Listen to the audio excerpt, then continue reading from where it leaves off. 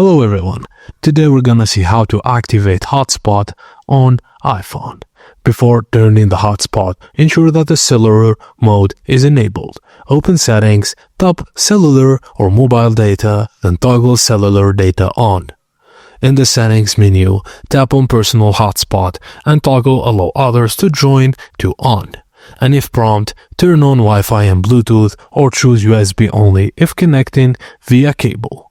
Your iPhone will display a Wi-Fi password under the Personal Hotspot settings. Use this password to connect to other devices to your hotspot.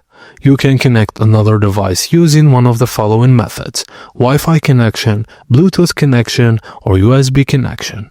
Once you're done sharing your internet, go to Settings, Personal Hotspot, and toggle Allow Others to Join to Off. And that's it, guys. Thank you for watching, and please don't forget to like and subscribe for more.